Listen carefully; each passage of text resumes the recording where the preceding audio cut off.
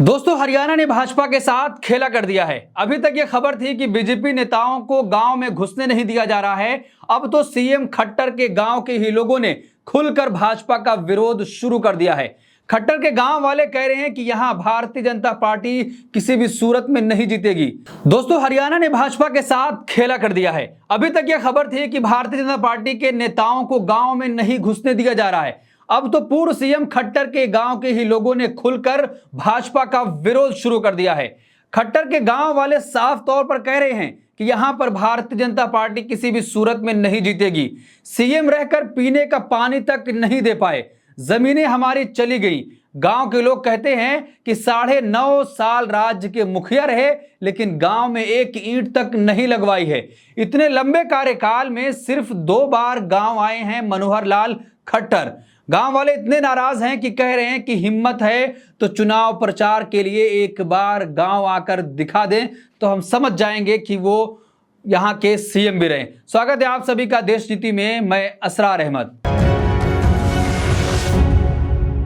देश नीति, केवल सच्ची और पक्की खबरें। चुनाव प्रचार के आखिरी दिन तो हरियाणा के लोगों ने भाजपा के साथ खेला कर दिया है। जी हां दोस्तों, यह खेला हो गया है भारतीय जनता पार्टी के नेताओं के साथ। यह खेला कहीं और नहीं हुआ, बल्कि 9 साल तक मुख्यमंत्री रहे मनोहर लाल खट्टर के गांव में ही यह खेला हो गया है। एक एक खबर मैं आपको बताऊंगा कि किस तरह से भाजपा के साथ यह खेला हो रहा है। तमाम दावे भारतीय जनता पार्टी के नेताओं की तरफ से ये किए जा रहे थे कि 3/3 सीटें इस बार हरियाणा की हम जीतने जा रहे हैं, लेकिन आप जब जमीनी सच्चाई देखेंगे और जो जमीनी रिपोर्ट्स आ रही हैं वो कहीं भी भारतीय जनता पार्टी के हित में नहीं है।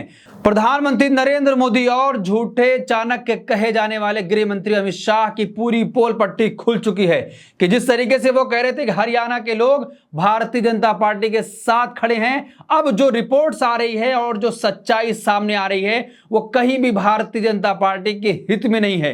प्रधानमंत्री नरेंद्र मोदी और गृह मंत्री अमित शाह पहले से ही मैदान छोड़कर भाग चुके हैं।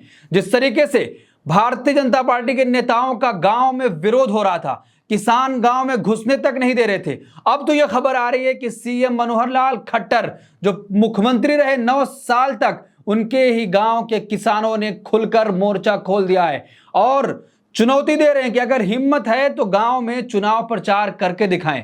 जो भाजपा के प्रत्याशी हैं उनके पक्ष में एक रैली करके दिखाएं, उसके बाद हम बता देंगे कि हम क्या करने वाले हैं। तो आप अंदाजा लगाइए कि हरियाणा में भारतीय जनता पार्टी की हालत पूरी तरीके से खराब हो चुकी है। देखिए, पहली खबर है कि खट्टर के गांव के लोग बोले यहां बीजेपी नहीं जीतेगी। सीएम रहकर पीने का पानी तक नहीं दे पाए, हमारी जमीनें जा रही थी तो उस पर इन्होंने कुछ नहीं किया। आगे लिखा है कि मेरे गांव में बीजेपी कभी नहीं आ सकती, वो किसान विरोधी है। खट्टर भले इस गांव में पैदा हुए हैं, लेकिन हम उन्हें पसंद नहीं करते। खट्टर 1-2 बार आए थे, हमने अपनी शिकायत बताई, लेकिन उन्होंने कुछ नहीं किया। हमारी 10 किले खेती यानी 4 से 5 बीघा जमीन ऐसी ही पड़ी है, पानी आता ही नहीं है तो खेती कैसे करें। रोहतक के निंदाना गांव के रहने वाले बलबीर नेहरा हरियाणा के सीएम रहे मनोहर लाल खट्टर से नाराज हैं। खास बात यह है कि निंदाना मनोहर लाल खट्टर का भी गांव है, वे यहीं पैदा हुए, यहीं से उनकी पढ़ाई हुई। तो आप अंदाजा लगाइए कि किस तरीके से किसानों की नाराजगी भारतीय जनता पार्टी के नेताओं को झेलनी पड़ रही है।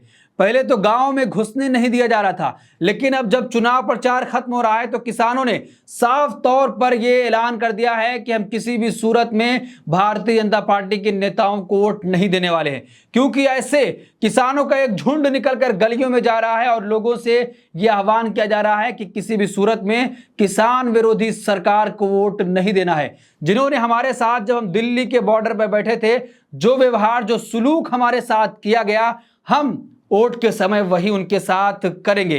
तो आप अंदाजा लगाइए कि जो दावा किया जा रहा था कि 3/3 सीटें आने वाली हरियाणा में, लेकिन अब उसके पूरी तरीके से विपरीत हो रहा है कि किसान नाराज हैं और अब गांव के गांव ये ऐलान कर रहे हैं कि भारतीय जनता पार्टी के नेताओं को हम वोट नहीं देंगे और चुनावी रैली भी हमारे गांव में वो नहीं कर सकते हैं। देखिए, उनकी सबसे बड़ी शिकायत है कि गांव का पानी खारा है, रोज 2 कोस दूर से लाते हैं पीने का पानी। निंदाना गांव में एंट्री से पहले एक हैंडपंप है, यहां बर्तन लिए बच्चों से लेकर बुजुर्गों और महिलाओं की लाइन लगी थी। साइकिल पर प्लास्टिक के कैन बांधे एक शख्स हमारे पास से निकला, गुस्से में बोला, गांव का पानी खारा है, मैं रोज 1 कोस दूर से पानी लाता हूं, एक बार में 1 कैन ले जा पाता हूं, 2-3 कैन की जरूरत पड़ती है। तो आप इस रिपोर्ट से अंदाजा लगाइए कि जो 9 साल तक एक प्रदेश के मुख्यमंत्री रहे मनोहर लाल खट्टर के गांव की ये हालत है, तो हरियाणा के और दूसरे गांव की क्या हालत होगी। जब एक किसी गांव से कोई मुख्यमंत्री या प्रधानमंत्री बन जाता है तो वहां पर यह आशा होती है कि इस गांव का कल्याण हो जाएगा, विकास हो जाएगा, तमाम चीजें यहां पर आ जाएंगी, सारी सहूलियतें मिल जाएंगी। लेकिन मनोहर लाल खट्टर के गांव की यह हालत है कि पीने का पानी तक लोगों को नसीब नहीं हो रहा है। कितने कोसों दूर जा रहे हैं वो पानी लाने के लिए। एक ही हैंडपंप है जिस पर पूरे गांव के लोग निर्भर हैं। तो आप अंदाजा लगाइए, भारतीय जनता पार्टी कहती है कि 10 साल में बहुत विकास हुआ है, लेकिन विकास की पूरी पोल पट्टी खुल गई है। सीएम मनोहर लाल खट्टर के गांव की ऐसी हालत है। तो आप अंदाजा लगाइए कि पूरे हरियाणा का फिर क्या हाल होगा।